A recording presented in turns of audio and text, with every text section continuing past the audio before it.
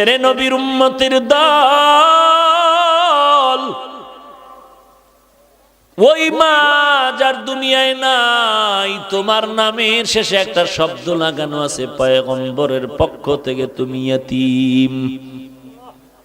এতিমের দাম কত জানো? আমার মায়ার নবী রাহমাতুল লিল আলামিন দুনিয়াতে এসে আব্বাকে আব্বা বলে ডাক দিতে পারেননি। কেমন মায়ার নবী আমার মায়ার নবী একদিন বিকালবেলা মাঠের পার্শ্বে বসে বাচ্চারা খেলাধুলা করে, নবীও শিশু বয়সে দেখে বাচ্চাদের খেলা। নবীর মনে খেলার কোনো আগ্রহ নাই, কারণ আল্লাহ 4 বার কুদরতি অপারেশন করে করে দুনিয়ার সব চাহিদা নষ্ট করে দিয়েছে। মায়ার নবী দেখতেছেন যখন সন্ধ্যা গনিয়ে আসছে, সব ছেলেদের বাবারা এসে ছেলেদের কোলে নিয়ে বাড়িতে রওয়ানা। আমার মায়ার নবী ডানে তাকায় আর বামে তাকায়, খুঁজে আমার বাবাই কই, আমার বাবাই কই। আমার নবী চোখের পানি ছেড়ে কান্না করেন, এই ছেলেদের বাবা আছে, আমার বাবাই কই।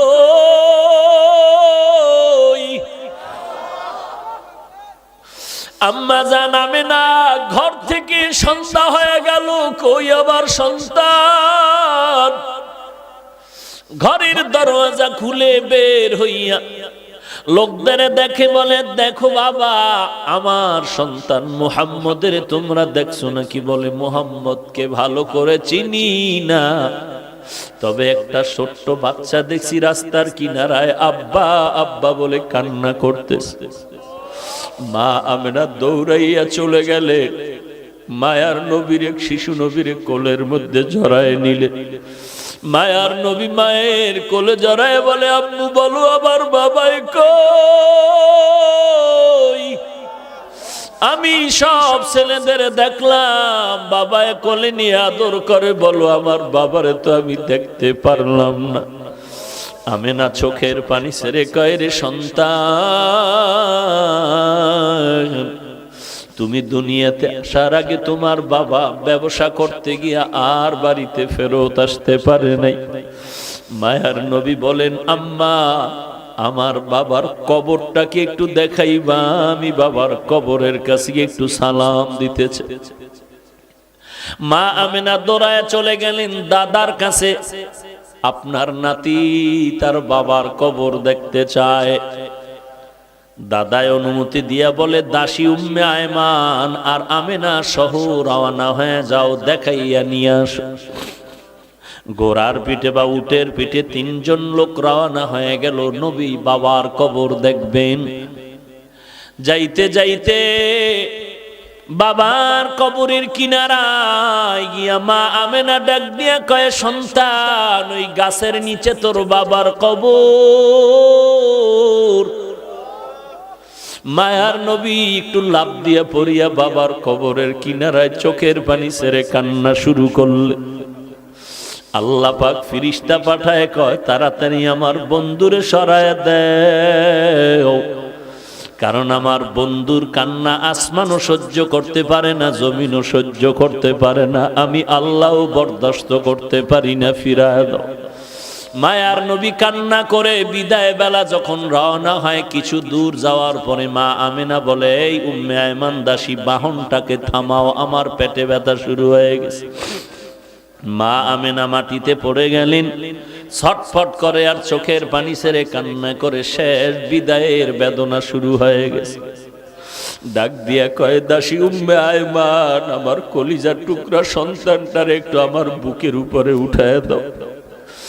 মায়ার নবীর জড়ায় বলে, বাবা চির বিদায়ের সালাম,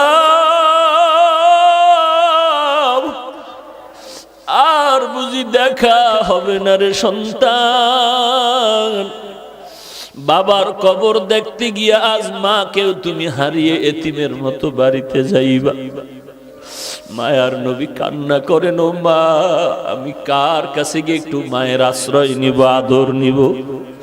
মা আমেনা ওখানে কান্না করে করে এখানে বিদায় হয়ে গেলেন। এইবার 2 জন মানুষ, দাসী উম্মে আয়মান আর আমার নবী রওয়ানা। লম্বা ঘটনা। মায়ার নবী চলতেছেন, দাদা অপেক্ষায় আছে, এখনো কেন আসে না? হঠাৎ নজর করে দেখে বাহনের উপরে 3 জন লোক ছিল, একজন দেখা যায় না, ব্যাপারটা কি? কাছে আইসা নবী দাদার গলা জড়ায় ডাক দিয়ে কয়, দাদা। বাবারে দেখতে গিয়া মা হারায় চির এতিম হয়ে গেল। দাদার গলা জড়ায় কয়, আমি আর কাকে মা বলে ডাক দিব রে দাদা? এরে যুবক, ওই এতিম নবীর উম্মত, এই জায়গায় কত এতিম ছেলে আছো, মা নাই, বাবাও নাই। ওই মায়ের চেহারাটাও কি মনে পড়ে না রে সন্তান? ওই মাকে কত কষ্ট দিয়া চোখের পানি ফালাইছো, ওই মায়ের কলিজায় যারা আঘাত করেছো, চোখের পানি ছাড়ি আমার মাওলার কাছে তওবা কর। আমার মাওলা যদি ক্ষমা না করে তোর উপায় নাই। আল্লাহর নবী এতিমদের জন্য কত দয়ার নবী, আমার মায়ার নবী ঘর থেকে বের হয়ে গেলেন। হঠাৎ রাস্তার কিনারায় দেখে বাচ্চারা খেলাধুলা করে। নবী দেখার পরে সামনে আগায় গেলেন। একটু দূরে গিয়ে দেখে একটা বাচ্চা রাস্তার কিনারায়, কোনো কাপড় নাই, ছোট বাচ্চা উলঙ্গ বসে আছে। নবী বললেন, বাবা তোমার বাড়ি কই? বলে আমার বাড়ি নাই। ঘর কই? বলে ঘর নাই। আব্বা আম্মা কই? বলে আব্বা নাই, আমি এতিম। মায়ার নবী তার হাতটা ধরে কয় চল। নবী বাচ্চাটার হাত ধরিয়া সোজা ঘরের মধ্যে চলে গেলেন। আম্মা জান আয়েশা রাদিয়াল্লাহু আনহাকে বলেন, আয়েশা, এই বাচ্চাটা আমাদের সন্তান, মনে করে এরে সুন্দর করে গোসল করায়া দাও। আম্মা জান আয়েশা বাচ্চাটারে গোসল করায়া দিলেন। মায়ার নবী একটা বড় চাদর নিয়ে 2টা টুকরা করে বাচ্চাটারে সুন্দর করে পড়ায়া দিলেন। এইবার নবী বলে, চলো বাবা, নামাজ আদায় করতে চলো মসজিদে নববীতে। বাচ্চা যখন সামনে হাঁটতেছে, নবীজি ঘর থেকে বের হয়ে কয়, দাঁড়াও, তুমি হাঁটবা না, দাঁড়াও। বাচ্চা দাঁড়ায় গেল। মায়ার নবী বসে গেলেন আর বলেন, বাবা, আমিও মা হারা বাবা হারা এতিম, তুমিও চূড়ান্ত মা বাবা হারা এতিম। আমি আজকে তোমার একটু খেদমত করতে চাই। তোমার কদমটা মাটিতে দিও না, তুমি আমার কাঁধের উপর উঠে বসো। আমি তোমারে কাঁধে করে আজ মসজিদে নিয়ে যাই, আর কিয়ামত পর্যন্ত দুনিয়ার মানুষের এই বয়ান দিতে থাকবো যে মায়ার নবী এতিমের কত দরদি হয়েছিলেন। বাচ্চা বলে, না, আমি কাঁধের মধ্যে উঠব না।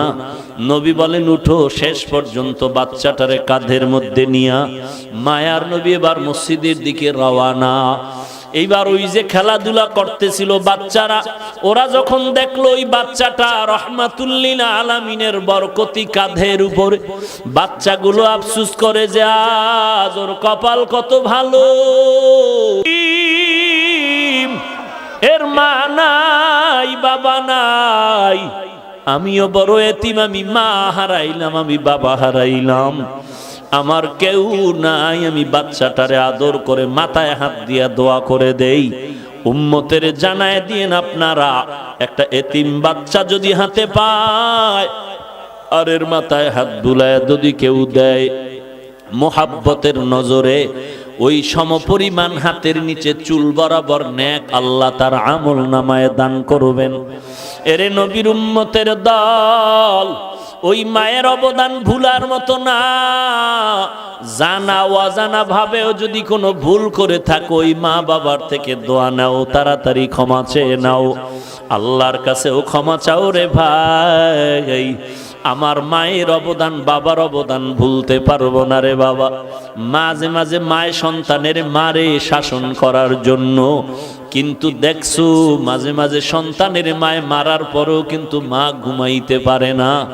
মা কিন্তু সন্তানের ধমক দিয়াও কিন্তু পাগলের মতো থাকে।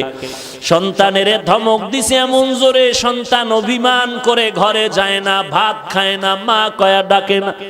আব্বাজান একদিন তাকায় দেখতেছে বালিশে মাথা লাগায় তার স্ত্রী গুনগুন করে কান্না করে রাতের বেলা। আব্বাজান বলে, বিবি কেন কাঁদো? বলে, আমার অন্তরে বড় ব্যথা। বলে, কি ব্যথা? বলে, একটা সপ্তাহ হয়ে গেছে সন্তান আমাকে মা বলিয়া ডাক দেয় না। বলে, কেন? বলে, আমি একটু শাসন করতে গিয়ে ধমক দিয়েছিলাম, এই কারণে রাগ করেছে, অভিমান করে আর ডাকে না। আব্বাজান বলে, বিবি তুমি আরামে খাও, ঘুমাও, কোনো চিন্তা করা লাগবে না। সন্তান একদিন আগে পিছনে তোমার কাছে সেই ক্ষমা চাবে। আমার মা কান্না করে বলেন, ও স্বামী আমার, যতই আমি খানার প্লেট নিয়ে বসি খানা মুখে যায় না, যতই আমি ঘুমানোর চেষ্টা করি আমার চোখে ঘুম আসে না। কারণ আমি খানার থেকে, ঘুমের থেকে সন্তানের মা ডাকে যেই মজা পাই, ওই মজা আমি খানায় পাই না, ঘুমের মধ্যে পাই না। এরে নবীর উম্মতের দল, সন্তান মায়ের কাছে টেলিফোন করে, মা আমি 3 দিনের জন্য ঢাকা থেকে 1.5-2 মাস হয়ে গেল, এখন বাড়ি আসতেছি, ছুটি হয়ে গেল। আম্মা জান তোমার জন্য কি নিয়ে আসবো? বলে, আমার জন্য কিছু লাগবে না, তোর বাবার জন্য যদি কিছু পারো তুই নিয়ে আসবি। এরে নবীর উম্মতের দল, সন্তান মার্কেটে গিয়া শপিং করে, মাকে বলে, মা বলো কি আনবো? মা বলে, কিছু আনা লাগবে না। বলে, মা তুমি এমন কেন করো? বলে, বাবা তুই আমারে কি দিয়া খুশি করবি?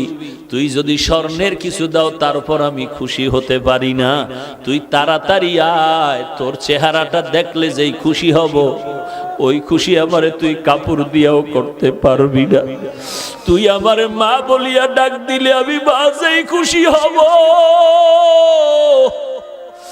এই খুশি তুই আমাকে কিছু দিয়ে করতে পারবি না। সন্তান সন্ধ্যা পেরিয়ে যাওয়ার পরে গাড়ির মধ্যে উঠিয়া মাকে মোবাইল করছে, আমি 12টার মধ্যে বাসায় চলে আসতেছি, মা তুমি দোয়া করো। প্রতিদিন মা ঘুমাইয়া যায়, আজকে মা ঘুমায় না, খানাও খায় না। সন্তান আসবে, একত্রে সন্তানের নিয়ে মা খানা খাবে। ঘড়ির কাঁটার দিয়ে তাকায় আর দেখে কখন 12টা বাজবে, সন্তান আইসা মা বলে ডাক দিবে। মা ঘড়ির দিকে বারবার তাকায়। এরকম দেখতে দেখতে 12টার কাঁটা ঘুরিয়া সামনে আগায় গেল। মা বলে, কি ব্যাপার, কোনো যানজটে পড়লো নাকি? এইবার চিন্তা গভীর হচ্ছে, বাবায় ঘুমায়। এবার মা ডাক দিয়ে কয়, আমার আব্বাজানকে ধাক্কা দিয়ে কয়, ছেলে এখনো কেন আসে না? 12টা বেজে 1টা বেজে গেল, এত দেরি কেন? একটু টেলিফোন করো। বাবারে উঠায় দিল। আব্বাজান টেলিফোন করে সন্তানের মোবাইলে, রিং হচ্ছে, কোনো রিসিভ হয় না, কেটে যায়, বারবার কেটে যায়, বারবার কেটে যায়। মায়ের অন্তরের মধ্যে কেমন যেন একটু সন্দেহ ভাব, নাকি আমার সন্তান কোনো বিপদের মধ্যে পড়ে গেল। এইভাবে কল দেয়, কেটে যায়, কল দেয়, কেটে যায়। বাবা মোবাইল রেখে আবার শুয়ে পড়ল। মা অস্থির হয়ে গেল, বাবাকেও বুঝাইতে পারে না মনের ব্যথাটা। শেষ পর্যন্ত আবার ধাক্কা দিয়ে কয়, ও স্বামী আমার সন্তান তো এত দেরি করতে পারে না, আমি অপেক্ষায় আছি, আমার সন্তান আসবে, আমি সন্তানের নিয়ে একত্রে খানা খাবো, আজকে মন ভরে খানা খাবো। কত অনুষ্ঠান গেল, আমি এক টুকরা গোশত খাই নাই আমার সন্তানের মায়ার কারণে। তুমি আবার একটু মোবাইল করো। বাবায় ঘুম থেকে উঠিয়া আবার মোবাইল করে, রিং হয়, রিসিভ হয় না, রিং বাজতেছে, রিসিভ হয় না। এইভাবে দীর্ঘক্ষণ যখন ট্রাই করা শুরু করলো, এক পর্যায়ে হঠাৎ করে দেখে মোবাইলটা রিসিভ হয়ে গেল। ডাক দিয়ে কয়, বাবা তুই কই? হঠাৎ বাবার কানে দেখে সন্তানের কণ্ঠের আওয়াজ নাই, অন্য লোকের আওয়াজ। ডাক দিয়া বলে, কে আপনি? বলে, মোবাইলওয়ালার বাবা। বলে, তাড়াতাড়ি অ্যাম্বুলেন্স নিয়ে আসো, তোমার সন্তান এখন পরকালের লাশ হইয়া মাটিতে পড়ে আছে। গাড়িতে উঠছে, গাড়ি অ্যাক্সিডেন্ট হয়ে রাস্তার পাশে গাছের সাথে বেজে আছে, মানুষ রক্তাক্ত হয়ে গেছে। বাবায় মোবাইলটা ফালায় বেউসায় বিছানায় পড়ে গেল। মা বলে কি খবর আমার সন্তানের? বলে তোমার সন্তানের অবস্থা খারাপ। মা এমন একটা চিৎকার দিয়া রাস্তায় বের হইয়া ঘরের দরজা দিয়া চিল্লায় বলে তোরা কে কোথায় আছো? আমার সন্তানের একটু আগায় আনতে আমি যাই। বাবা আমার মাকে সান্ত্বনা দিয়া ঘরে আটকাইয়া অনেক মহিলাকে বসায়া বলে এখানে ধরে রাখো। বাবায় তাড়াতাড়ি টেলিফোন করে অ্যাম্বুলেন্স নিয়ে লাশ নিয়ে যখন রওয়ানা, বাড়ির দরওয়াজা দিয়া যখন ওই বাঁশি বাজাইয়া ঢুকে, মা পাগলনির মতো দৌড়ায় আর বলে তাড়াতাড়ি ডালা খুলে দাও, আমার সন্তান কেমন আছে একটু দেখতে চাই। মা এবার সন্তানের চুমু খায় বলে মা বাবা তুই এই বাজার নিয়ে আমার কাছে আসার কি সংবাদ দিয়েছিলি? আমি তো আর খানা খাইতে পারলাম না রে বাবা, তোর জন্য খানা খাই নাই। আজ আমার কলিজায় তুই এমন আঘাত দিয়ে গেলি রে সন্তান। ওই মা ওই যে সন্তান করে করে করে করে কান্না করে করে এমন পাগল হয়ে গেল, দুনিয়ার কোন ডাক্তার আজ পর্যন্ত ওই মাকে ভালো করতে পারলো না। এরে পয়গম্বরের উম্মতের দল, ও পর্দার আড়ালের মা বোনেরা, তুমিও সন্তানের মা, একটু চিন্তা করো তোমার মাও তো একদিন এই রকমই মা ছিল। আজকে তুমি নতুন স্বামীর ঘরে আসছো, কত আরাম, কত আনন্দের শাড়ি পরিয়া, কত আনন্দের খানা। এমন একটা দিন আসবে সাদা কাপড়ের প্যাকেট হইয়া কবরে যাইবা, সবাই কান্না করবে, সন্তান মা মা বলে কাঁদবে, একটা জবাব দিতে পারবা না রে মা। আল্লাহ পাক বলেন ওয়াবিল ওয়ালিদাইনি ইহসানা, ওই মা বাবার সাথে ইহসান করো। যার মা নাই, যার বাবা নাই, ওই অন্ধকার কবরের কিনারা দাঁড়ায়া চোখের পানি ছেড়ে দোয়া করো, কোরআন তেলাওয়াত করো আর গুনাহ ছাড়ো, নেক আমল করো। ওই মা বাবার জন্য দিলটা ভরে নেক আমল করো। ওই মা বাবার সাথে যেন কোনো রকম বেয়াদবিমূলক আচরণ না হয়। আল্লাহ পাক বলেন ওই মা বাবার কেউ যদি বৃদ্ধ হয়ে যায়, খবরদার ধমক দিয়া কথা বলবা না, উপশব্দ বলার মতো কোনো শব্দ যেন না হয়। এরে নবীর উম্মত, যদি কথা বলতেই চাও সুন্দর ভালো আচরণ করো, এমন ভালো ওয়াকুল লাহুমা কাওলান কারীমা, এমন সুন্দর আচরণ করো। সুন্দর ভালো ব্যবহারের মানে হলো মা যেই ভাষাটা সহজে বুঝে ওই ভাষায় তুমি কথা বলো নরম ভাবে, এটাই হলো কাওলান কারীমা, আয় লাইয়িনান সাহলা, নরম নরম ভাষায় কথা বলো। ওয়াকফিজ লাহুমা জানাহাজ যুল্লি মিনার রাহমা, তোমার বিনয়ের ডানা মা বাবার জন্য বিছায়া দাও অনুগ্রহের সাথে। অর্থাৎ ডানা মানে মানুষের তো কোনো ডানা নাই, পাখির ডানা হয়। আল্লাহ কেন বললেন সন্তান তুমি বিনয়ের ডানা বিছায়া দাও? তার মানে পাখির ডানার মধ্যে সব শক্তি, ডানাটা যখন ধরে ফেলে পাখিটা দুর্বল। তোমার ডানা মা বাবার জন্য বিছায়া দাও মানে জীবনের সব কিছু মায়ের জন্য বাবার জন্য বিলীন করে দাও। তাও আবার মিনার রহমা, মানুষের চাপে না, সমাজের চাপে না, মিনার রহমা অনুগ্রহের সাথে। মনের মধ্যে কষ্ট নিয়ে মানুষকে দেখানোর জন্য করবা না, যা করবা দিলের মোহাব্বত নিয়ে করবা। অকুর রব্বির হামহুমা কামা রব্বায়ানি সগীরা, ওই মা বাবার জন্য প্রাণ খুলে আল্লাহর কাছে কান্না করে দোয়া করবা।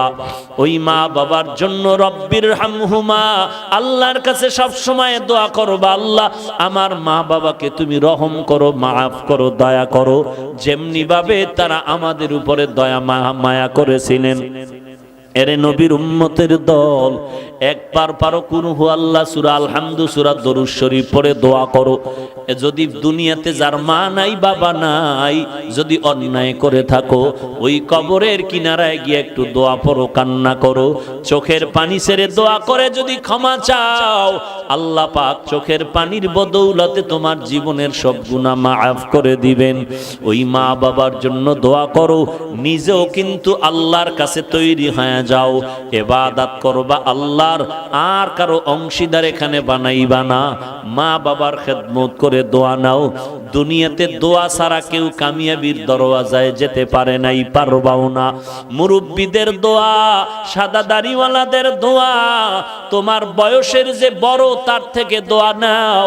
গায়ের জোরে রাগ করে বাহাদুরি করে গাদ্দারি আর বেয়াদবি করতে পারবা, কারো থেকে দোয়া নিতে পারবা না। অতএব খবরদার ছাত্র ভাই, ওস্তাদ তোমার মুরব্বী, শিক্ষকের থেকে দোয়া নাও, বিরোধিতা করবা না। মা বাবা মুরব্বী দোয়া নাও, একজন সাদা দাড়িওয়ালা মুরব্বী দোয়া নাও।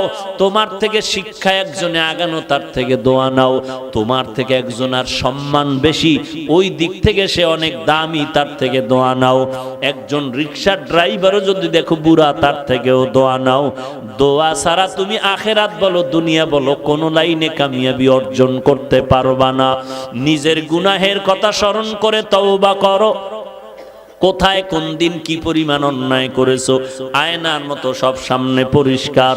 আল্লাহর কাছে তওবা করো, আল্লাহ জীবনে আর কোনো দিন গুনাহের কাছেও যাব না, আর কোনো দিন নামাজ ছাড়ব না, নবীজির সুন্নতের বিপরীত চলব না, সহিভাবে কোরআন পড়ে আমল করে চলব, মুরব্বীদের দোয়া নিয়ে চলব, ওলামায়ে কেরামের দোয়া নিয়ে চলব, বিরোধিতা করে গুনাহগার হব না।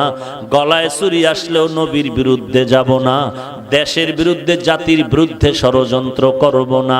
তওবা করার যদি খাঁটি নিয়ত হয়, খাঁটি তওবার নিয়তে দুটো হাত আল্লাহকে দেখায়া দাও।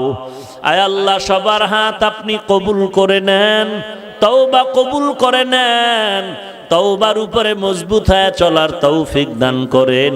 আয় আল্লাহ, আমার প্রত্যেকটা মুরব্বী উলামায়ে কেরামদের কবুল করে নেন। আয় আল্লাহ, ব্যবসায়ী, চাকরিজীবী, শ্রমিক, সবাইকে কবুল করে নেন। আমার ছাত্র ভাই, যুবক ভাইদের কবুল করে নেন।